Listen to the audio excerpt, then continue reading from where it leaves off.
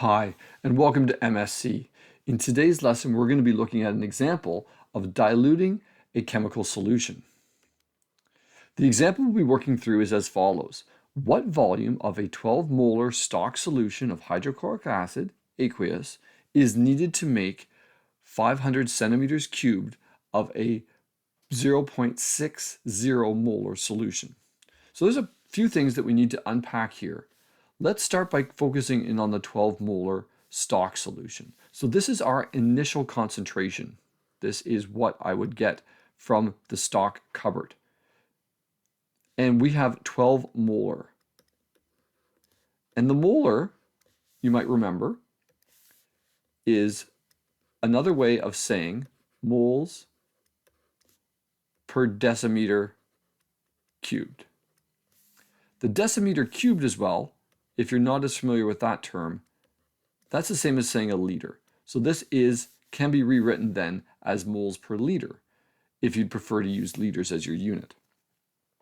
We are trying to create this volume, 500 centimeters cubed. So this is a secondary condition on the volume. This is what we're trying to target. And this is 500 centimeters cubed. Again, centimeters cubed is just milliliters, if you'd prefer to work in milliliters. But we know that because we have decimeters cubed or liters in the upper example, this needs to change. We need to change that, and we need to change it into decimeters cubed. So as soon as we write the values down as our givens, that was a perfect chance to do that. In order to make that change, we are going to divide by 1,000. So what we have now as our V2, our target volume that we'd like to make of this new solution, we have 0.500 decimeters cubed. That's what we'd like to make. The decimal point is included here, and I've included it here because that tells you that we have 3 significant figures from the 500. And I've included 3 significant figures in this form to remind myself later that we have 3 significant figures from that number. The last piece of information we have is our target concentration. So our target concentration C2, our secondary condition here, or what we're ending up calculating, hopefully, will be 0.60 molar solution. So 0.60 moles per decimeter cubed. The formula for dilution is our initial concentration times our initial volume is equal to our secondary concentration and our secondary volume. We can now rearrange this to solve for our first volume, which is really what I'm looking for. How much of this initial volume do I require to mix?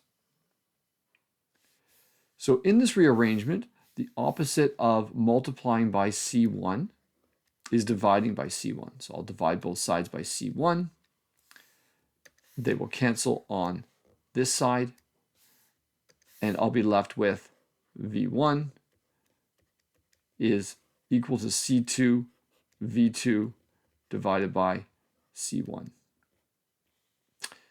Now we can do some substitution now that we've rearranged. My C2 is 0.60, and we're going to multiply that number by the volume that I'm targeting, which is my half liter, my 0.5 decimeters cubed, and this will all be divided by my initial concentration of 12. When I do this calculation, I get 0.025 decimeters cubed. Now, it might be easier for measurement purposes to rewrite this volume, V1, in terms of centimeters cubed, which is milliliters. And to do that, we will multiply by 1,000. So this will be 25 centimeters cubed. The last piece I need to figure out here are my significant figures. So if we look here, this number, the 12, has 3 sig figs. This number, as I've already pointed out, the 500, has 3 sig figs. But this number provided here for our target concentration only has 2 sig figs. And so we want to make sure we round our answer to 2 significant figures, which it is already in that form. So I don't want to put 0.0 on the end.